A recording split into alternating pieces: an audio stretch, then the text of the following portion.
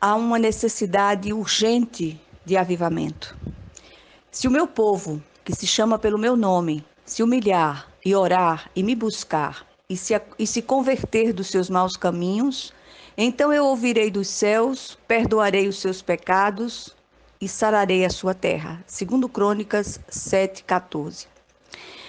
O versículo lido faz parte das palavras do Senhor ditas a Salomão por ocasião da aliança firmada com ele na solenidade de inauguração do templo.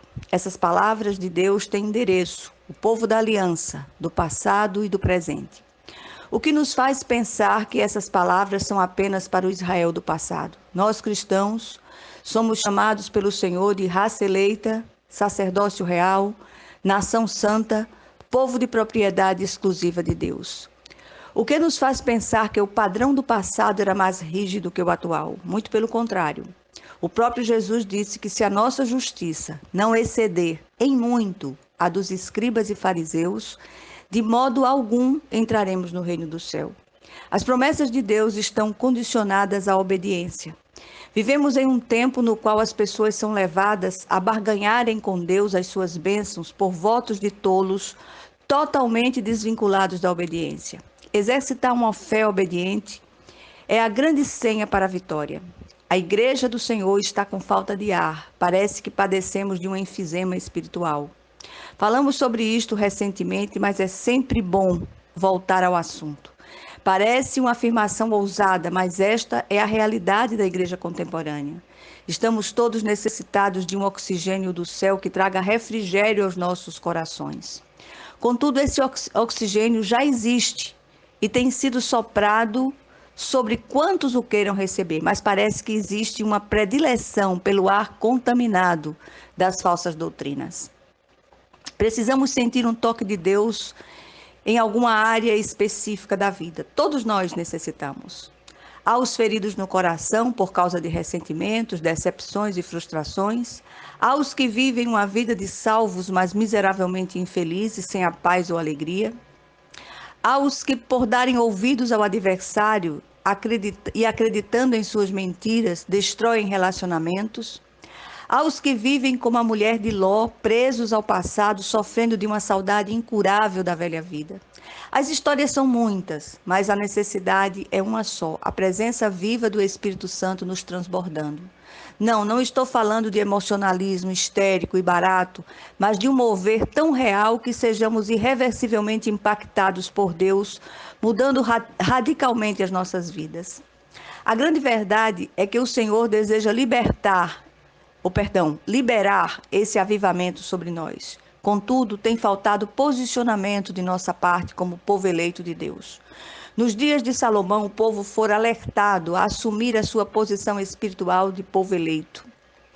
O Senhor chama a atenção para o perigo da idolatria, da apostasia e do declínio moral que rondava o Israel daqueles dias. Hoje as coisas não mudaram muito. Tudo que nos ronda é tão danoso ou muito mais quanto o que estava ao redor de Israel nos dias passados. Em todo o tempo, o Senhor tem usado homens e mulheres para exortar seu povo quanto à necessidade de mudanças profundas. Queremos que a nossa nação seja sarada? Nós precisamos ser sarados primeiro. O Senhor é Deus de oportunidades e de pactos. Ele deseja que sejamos fiéis à nossa parte em sua aliança.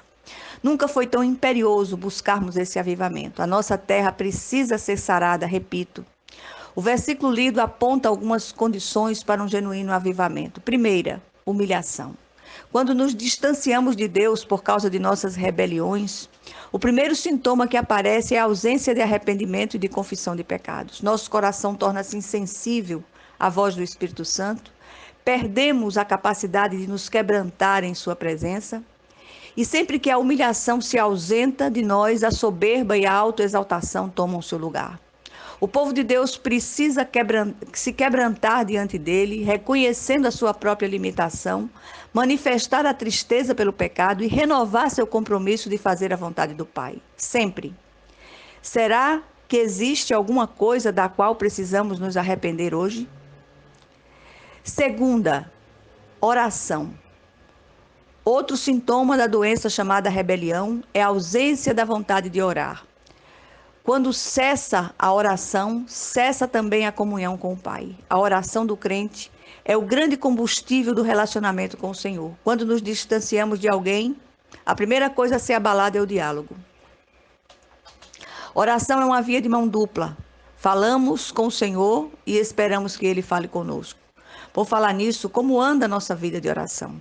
Terceira condição: busca sincera da presença de Deus. As nossas rebeliões têm nos afastado do Senhor. Deixamos de buscá-lo em verdade, deixamos de fazer dele a nossa rocha, o nosso refúgio e fortaleza. Buscar é ansiar pelo Senhor noite e dia. O grande problema é que temos buscado refúgio à sombra do Egito. Deus precisa ser levado a sério, precisa ser priorizado em nossas vidas. Só os que o buscam em verdade são achados por Ele. A quem temos recorrido? Quarta condição: se converter dos maus caminhos. O primeiro sintoma da rebelião é a ausência de humilhação, de reconhecimento de pecado. Mas os que se humilham diante do